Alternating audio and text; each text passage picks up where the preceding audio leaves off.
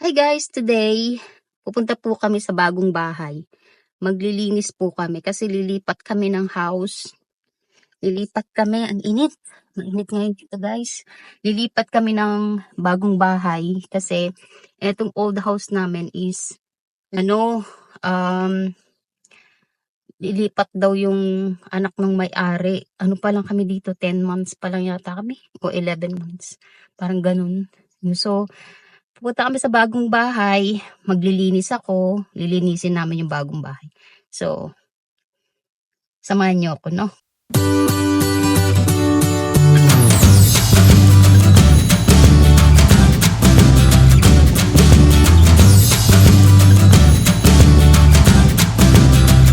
Guys, today, naglilinis ako. Naglilinis ako ng kabahay, ng kitchen. Pagod ako. Di pa ako tapos maglinis. Ito na guys. Naglilinis ako, naglilinis.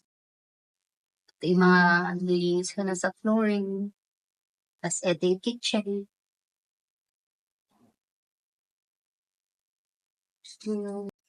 Hindi pa ako tapos maglinis. Pagod ako. Lipatan namin. Masyado siyang malaki. Ang toilet dito sa baba is 3 toilet. Tapos sa taas is 3 din. 3 toilet din. Tapos na ako sa kitchen maglinis. Ito na naman ako sa hallway. Tapos na akong mag-mop dito sa may living area. Pati dun sa office. Tapos sa dining. Tapos ko na rin linisan yung mga toilet. Hindi ko na binidyo kasi ayoko na makikita nyo kung haggard. Tingnan mo, naputol yung kuko ko. Naputol ang aking kapupuhan. Tapos, after nito sa na ako, sa maid's room. Toilet ng maid's room. Tapos, yung magmamap ako ng maid's room floor. Yan. Tapos, lilinisan ko yung sa labas din. Kasi wala akong dalang panlinis sa labas. Ay, pagod guys. Sobra.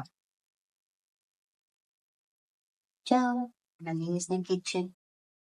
Linis na siya. Diba? Tapos, ito malinis na rin yung flooring niya. Yan. Malinis na rin ang aking mga toilet. Yan, malinis na. Ay, pagod ako. Pagod ako guys. I'm so tired. Ito na yung isa. Malinis na rin. Yan, ito na lang nilinisin ko yung hagdan tsaka yung sa taas. At ng teteng. Ayun guys, bahay na ako. Kaso lang, ngayon, marami pa rin akong gagawin. Tingnan mo. Tingnan mo yung mga hugasin ko. Diba? Yung ligpiting ko. So, yung cleaning ko, hindi pa rin end. Hindi pa rin tapos. Pagod. Tingnan mo si Mingayo. Nasaan? Maldita. Kalat ng bahay namin guys. Kalat.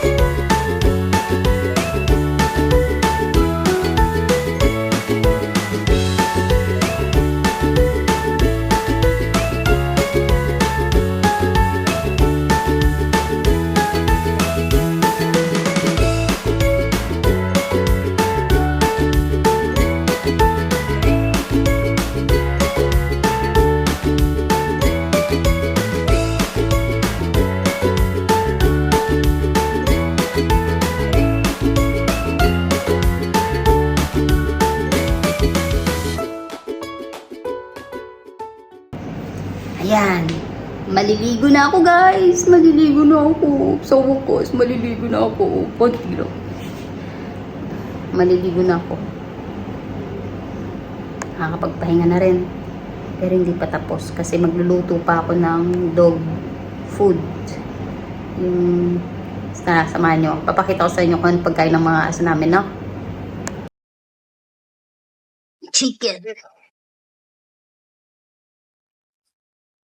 Dalawang chicken kasi.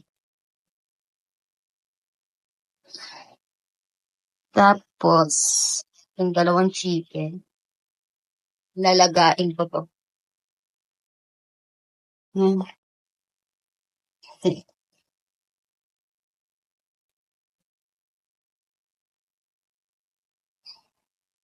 Yan, lalagain ko yan. Ha? Ito yung pagkain ng aso namin. Try ko. Yan, lalagyan ko ng tubig. Yan. Ito yung pagkain ng aso namin. Dalawang chicken. Sa isang chicken, hati sila ng dalawa kasi dalawa sila. So, hati sila sa isang chicken. Tapos, next day naman. Medyo mura lang naman dito, guys, ang chicken dito sa Dubai. Ano to? 10 dirhams. Minsan, 8 dirhams lang. Ano siya? 1,100 grams. So, ano na rin siya. Okay na rin. Sa, di ba? Yan ang food ng mga aso namin. Kasi hindi sila kumakain ng ng dog food. Yung normal food ng mga aso. Ito talaga yung pagkain nila. Yan. After that, maliligo muna ako habang niluluto ko ang dog food. Ayun na nga, press ang lola nyo ngayon. Bagong ligo ako. Ay, nako. Ang kakapagod, guys. After maligo, doon ko naramdaman yung pagod. Pero may hinihintay pa kasi kung pagkain ng mga aso na maluto. Tapos, magre-relax na ako. 'Di ba? Magre-relax na ako. That's it for today's vlog. Bye!